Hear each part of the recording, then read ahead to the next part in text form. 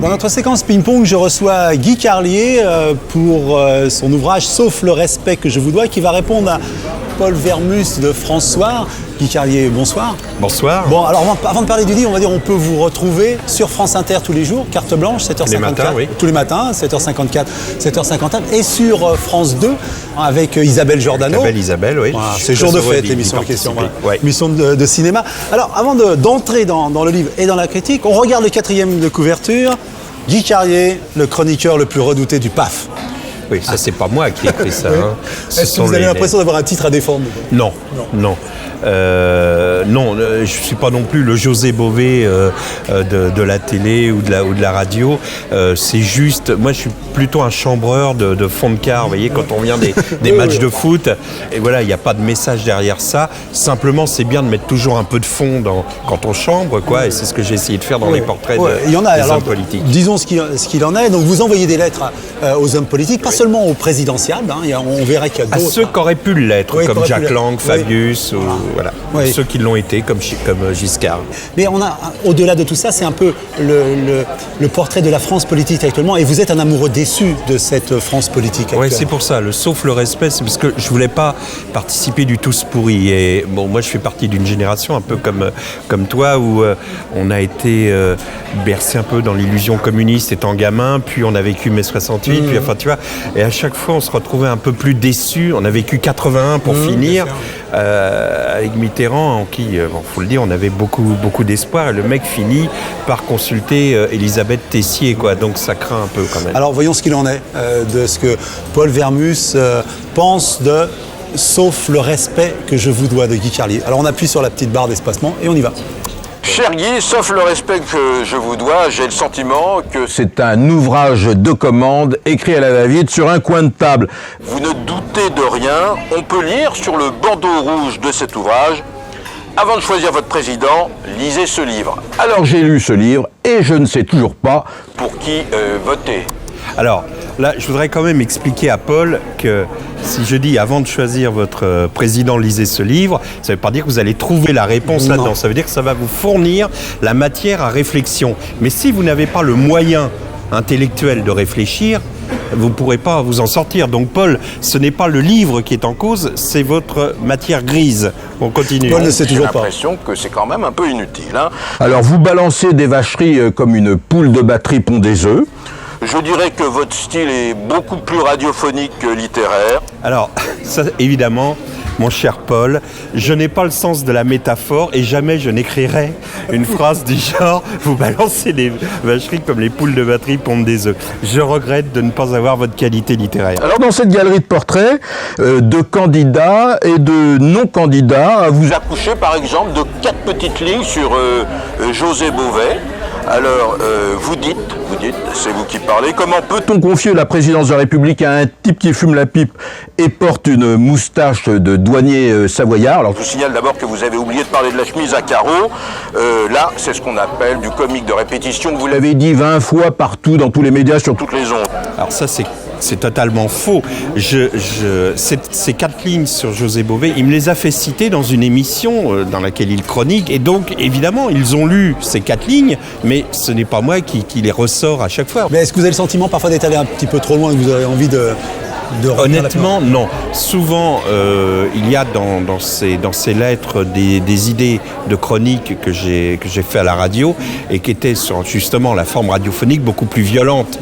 Une fois réécrite et remise en forme pour le bouquin, j'ai veillé à ce que ça dépasse pas les bornes. C'est un côté bouffon du roi, quoi. D'accord. Je raconte notamment une anecdote avec Sarkozy un jour où avec Marco, on est allé préparer une émission à l'UMP, Marc-Olivier Fogiel, et où Sarkozy a demandé à la fin de la réunion à ce qu'on prenne des photos. Donc j'ai refusé d'être sur la photo, je voulais pas me trouver en photo à l'UMP. Et je me suis fait avoir parce que tout à coup il s'est mis à raconter une vanne sur Chirac, un truc très drôle. J'ai éclaté de rire. À ce moment-là, il m'a tapé sur l'épaule et la photographe a pris la photo. Voilà. Donc vous le dites vous-même, il y a une photo de moi en train de rigoler. Elle est sortie il y a quelques semaines dans le Figaro. Voilà. Ou bien encore, passez donc receveur des postes, vous deviendrez crédible. Ça, c'est pour Besancenot. Alors, Là, c'est quelque chose qui me fascine. Besancenot est un lettré, c'est un type qui est diplômé de lettres et il est facteur. Mais ça fait 10 ans qu'il est facteur. Vous savez, c'est un peu comme le sous-commandant Marcos. C'est ce que j'explique dans le bouquin. Ouais. Le mec peut même pas passer commandant à l'ancienneté parce qu'il a l'air d'un con pour un guérillero, vous voyez.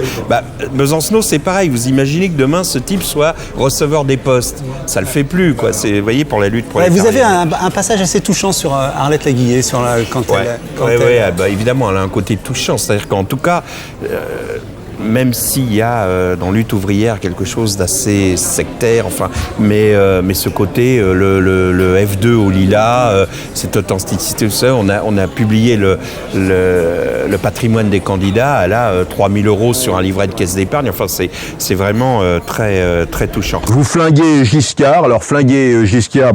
ça tient du jeu de massacre. Flinguer Giscard, c'est simplement parce qu'il a publié un bouquin qui m'a vraiment sidéré, un bouquin de règlement de compte. On a en ce moment la espèce de dérive des incontinents avec Raymond Barre et son antisémitisme. Vous auriez pu faire quelque chose. Mais c'était avant. Et Giscard, c'est pareil, il publie maintenant un bouquin où il flingue, en révélant des choses, où il flingue Chirac, etc. Et je trouve que c'est, là, pour le coup, tiré sur une ambulance. Donc, du coup, j'ai fait ce portrait de Giscard. Alors qu'il c'est même plus un livre, c'est un jeu de quilles. Alors, le grand reproche que je vous ferai, c'est que vous allez honnêtement... À la facilité, alors je sais bien que le tiers provisionnel, c'est pour bientôt, que vous touchez des avances non négligeables. Et là, je dois faire mon mea culpa, et c'est vrai que devant un homme comme Paul Vermus, qui ne travaille que sur l'impulsion artistique, et qui n'a jamais été sensible aux avances qu'il pouvait percevoir au cachet. C'est un homme qui n'est que sur l'éthique et l'esthétique, vous voyez. Donc je m'incline devant vous, Paul, et je reconnais, j'ai touché des avances pour ce livre. Mais il ne faut pas écrire n'importe quoi. Alors parfois fleur bleue... parfois méchant comme une teigne, vous concluez ce brûlot en affirmant que vous n'êtes pas un flingueur mais un déconneur, que vous avez une âme de millinette, tout ça je veux bien. Sauf le respect que je vous dois, vous êtes plus près de Philippe Bouvard que de Saint-Simon. Plus près de Marcel Achard. Et si c'était mon ambition d'être Philippe Bouvard et de me trouver aux grosses têtes et de rire de glousser en secouant les épaules aux vannes de Jacques Balutin. Oui, il y a des destins moins nobles, mon cher Piccoli. Absolument. On n'a pas parlé de quelqu'un d'important en ce moment, c'est Ségolène Royal. Quel est votre type de portrait? Comment vous appréhendez Ségolène Royal? C'est évidemment un peu difficile. Je parle dans ce bouquin. C'est très difficile parce que Ségolène Royal, vous êtes tout de suite taxé de machisme, etc. D'un autre côté, Ségolène Royal, c'est quand même, quand vous êtes un homme de gauche, c'est quand même le PS. Et puis, il y a quelque chose, vous savez, ça me fait penser aux envahisseurs. Il y a quelque chose d'un peu robotique dans sa façon de parler. Voilà, elle parle comme ça, comme si elle était un peu, vous voyez, comme s'il y a une espèce de lavage de cerveau. C'est assez inquiétant. Vous êtes aussi très sévère pour Laurent Fabius et particulièrement pour son fils, j'allais dire, encore plus. Non, je dis simplement, on a reçu son fils avec Marc-Olivier Fogiel, qui est venu avec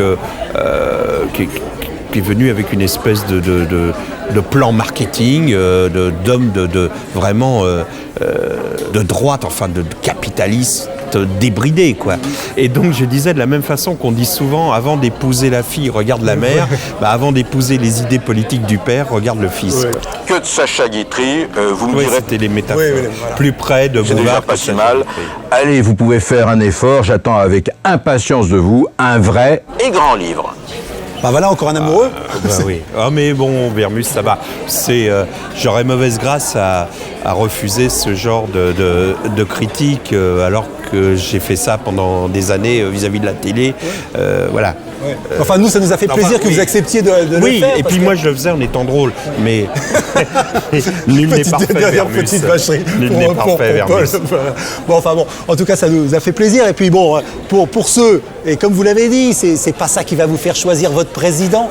Mais enfin, lisez, vous aurez une belle galerie de portraits. Guy Carlier, sauf le respect que je vous dois, c'est chez Michel Lafon. En tout cas, Guy Carlier, moi, je voulais vous remercier. Merci beaucoup. Merci.